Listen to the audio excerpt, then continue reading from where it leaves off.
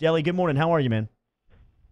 Good. How are y'all? Doing good. As you got into that story, and I know you did a ton of research and talked to a lot of people, Dale Brown, Joe Spencer, a couple of Sims' former teammates at University High. What'd you learn? What'd you learn about Wayde? Yeah, it was obviously a sad day, and you never, as a journalist, you never want to report on certain things, and that's obviously one of them. I learned that Wade was a guy who made a lot of people laugh. Brought a lot of joy to a lot of people's lives. Was was a good kid from a good family. Who it sounds like was trying to help a friend and was at the wrong place at the wrong time kind of deal. And it's really sad and unfortunate, and it's just it was a crappy day, I think, for everybody. I'm sure for his family, it's going to be a long process of grieving and overcoming losing an only child. You spoke to Dale Brown. Dale coached his father, Wayne. I believe that Dale was at the birth for Wade. What did you take away from LSU's former coach in talking to him about this tragic story? Yeah, Dale was at the birth. I believe he mentioned that to me, because he said he's been knowing that boy since he was literally born. And Dale is obviously a very opinionated person and very outspoken. So a lot of things that Dale said were about the act of violence and the act of violence in the country, and gun violence in the country. So he's and I couldn't fit a lot of that into the story, obviously, but he read me a message that was sent to him by a former LSU women's basketball player, and it was fairly touching, and it was something that kind of stuck with me a little bit.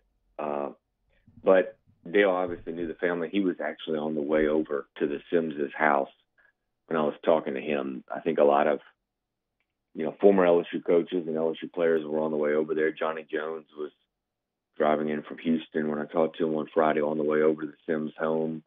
So everybody was kind of gathering and supporting that family. Ross Dellenger joining us here, 104.5 ESPN Baton Rouge, 100.3 ESPN Radio. I guess just from you personally, and we'll put a bow on that story and move on to some college football discussion. Do you think that this story and the magnitude that it's been covered here in South Louisiana, in particular in Baton Rouge, will lead to any type of change?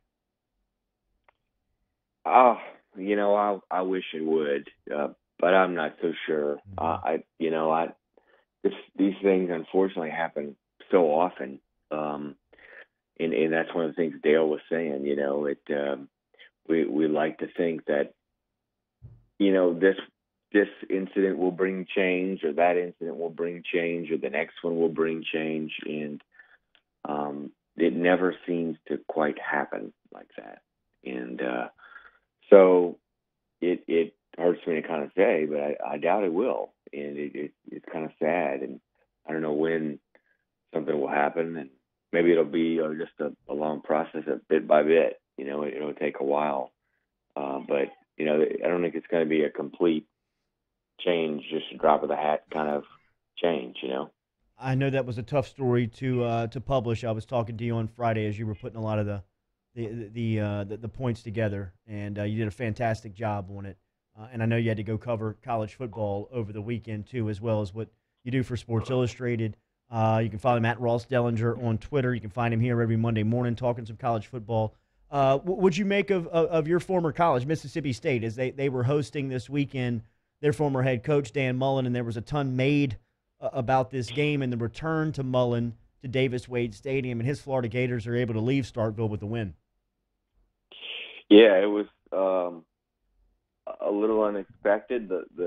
I'm not shocked that Mississippi or that Florida won, but the way they won, in Mississippi State's offense, the last 2 weeks is the thing that's really kind of stunning to me. You know, Joe Moorhead was hired as kind of the offensive guru from Penn State.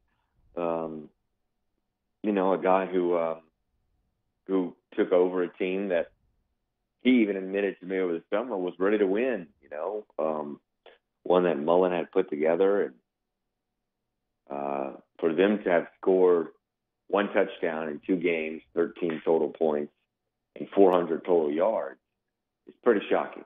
And so everybody's kind of SEC West dark horse, top 15 team. You know, now it's kind of back to the Lachey drawing board. You know, offensively, and that was the real kind of shocker of Saturday, I think, is the way Mississippi State's offense, the way its quarterback played. On the flip side, Dan Mullen got in Florida got just a huge win. You know, Kentucky had I think a lot of people thought they were done, you know, after Kentucky went into the swamp and beat them. And now all of a sudden, you know, the defense is playing really well, and you guys know, you know, if you can't score or you don't let the opponent score, you're going to be in a lot of football games. And they've been, you know, their defense, Todd Grantham over there, they're doing a nice job, and they got LSU next at home. And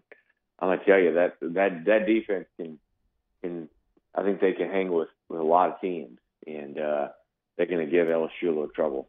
I think the defense is really good. I agree with you, too. The matchup with the LSU O-line, not great, though a healthy Sadiq Charles helps immensely. In that regard, I also think, Ross, it kind of shows just how impressive Kentucky is. How about Big Blue, the Wildcats, now the second-best team in the East? Do you think they can challenge Georgia? I don't think they can challenge Georgia. I do think it did show, you know, Florida beating Mississippi State. It did show that you know, the worth of Kentucky. They're a little better, I think, than we all even thought. You know, it wasn't some fluke that they went in there and beat Florida. You know, I think it did show a lot of that.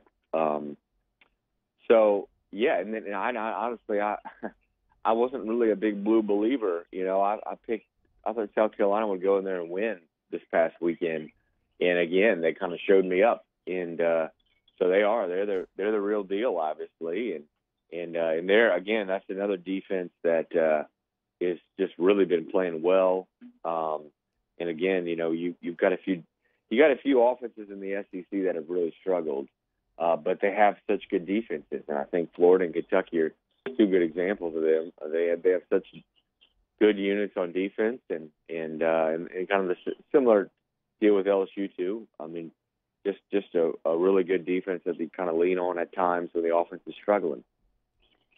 Delly, we'll see you, man. Good stuff this morning. All right, thanks.